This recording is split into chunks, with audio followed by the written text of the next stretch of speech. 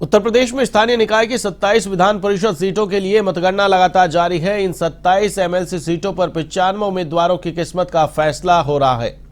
स्थानीय निकाय क्षेत्र की 36 एमएलसी सीटों में से 9 सदस्य पहले ही निर्विरोध निर्वाचित हो चुके हैं। वहीं जिन 27 सीटों पर चुनाव हुए हैं उनमें ज्यादातर बीजेपी और सपा के बीच सीधी टक्कर है।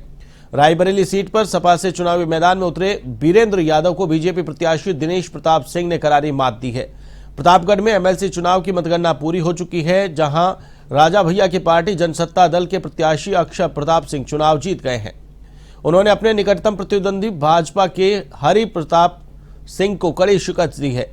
तो वहीं वाराणसी एमएलसी चुनाव के फाइनल नतीजे आ गए हैं। यहां ब्रजेश सिंह की पत्नी अन्नपूर्णा सिंह निर्दलीय चुनाव जीत गई है। लगातार एमएलसी चुनाव परिणाम सामने आ रहे हैं। आपको बता दें कि 27 सीटों के लिए मतगणना लगातार जारी है। इस खबर पर अधिक अपडेट के लिए मेरे साथ फोन लाइन पर मौजूद हमारे लखनऊ संवाददाता दीपक पांडे। दीपक, लगातार धीरे धीरे चुनाव परिणाम सामने आ रहे हैं, फिलहाल क्या अपडेट?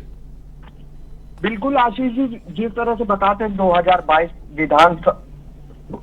विधान परिषद सदस्य का चुनाव हुआ। 36 विधानसभा सीटें थी, जिसमें कुल मिलाकर पहले से ही 9 प्रत्याशी निर्विरोध चुन लिए गए थे। बाकी बचे हुए प्रत्याशियों पर वोटिंग की गई और उसमें बात करें तो कुल आंकड़ों की बात की जाए तो 36 में 33 सीटों पर बीजेपी ने प्रचंड बहुमत से जीत हासिल की। वहीं बात करें तो 3 पर निर्दलीय की बात करें तो प्रतापगढ़ से अक्षय प्रताप सिंह, वाराणसी से ब्रजेश सिंह की वाइफ अन्नपूर्णा सिंह, और वहीं बात करें आजमगढ़ मऊ की तो अरुण कांत जो बीजेपी के प्रत्याशी थे, उनको बीजेपी के ही बागी उम्मीदवार प्रशांत सिंह रीसू ने हराया है, जो कि लंबे अंतर से हराया। बात की जाए तो अरुण कांत को 1200 वोट मिले, वहीं प्रशांत सिंह रीसू को करीब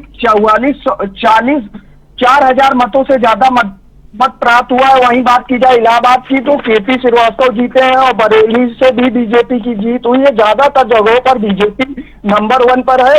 और बात की जाए बहराइच से तो बहराइच की प्रज्ञा त्रिपाठी की जीत हुई है। वहीं रायबरेली से बीजेपी सरकार में मंत्री दिनेश सिंह जो पूर्व एमएलसी रह चुके हैं, उनकी भी जीत हो चुकी है। और वहीं बात करें बीजेपी के जौनपुर की तो जौनपुर से पूर्व बसपा एमएलसी जो बीजेपी में आए थे विजय सिंह प्रिंसू, इन्होंने भी बड़ी जीत हासिल की। वहीं बात की जाए देवरिया कुशीनगर के तो रतनपाल सिंह वो भी जीत चुके हैं चुनाव। वहीं बात करें राजधानी लखनऊ, उन्नाव और लखनऊ की तो रामचंद्र प्रधान जिन्होंने सुनील सिंह साजन को हराया। सुनील सिंह साजन सपा के पूर्व एमएलसी रहे हैं और राष्ट्रीय स्तर के प्रवक्ता भी हैं। वहीं बात की जाए बाराबंकी के तो बाराबंकी में भी पूर्व एमएलसी राजेश यादव को अंगद कुमार सिंह ने हराया है। जी बिल्कुल, अधिकांश नतीजे सामने आ चुके हैं। क्या लग रहा है, क्या बीजेपी का पलड़ा भारी है या फिर सपा भी बराबर टक्कर देती नजर आ रही है? जी बिल्कुल, जिस तरह से परिणाम और नतीजे हैं तो इस कायदे से तो लगता है कहीं ना कहीं बीजेपी समाजवादी पार्टी से आज की डेट में कहीं ना कहीं ज्यादा है। और जिस तरह से प्रचंड बहुमत से 36 सीटों पर चुनाव हुआ, जिसमें 33 सीटें बीजेपी को मिलती हैं और 3 निर्दलीय प्रत्याशी होते हैं, तो कहीं ना कहीं सपा तो एकदम सफा दिखाई दे रही है और बीजेपी ने एक प्रचंड बहुमत से जीत हासिल की है। जैसे 2022 के विधानसभा चुनाव में बीजेपी ने प्रचंड बहुमत से जीत हासिल की, वैसे उसी तरीके विधान परिषद चुनाव में बीजेपी ने अपनी पूरी ताकत झोंककर एक बड़ी जीत और प्रचंड बहुमत से जीत हासिल की है।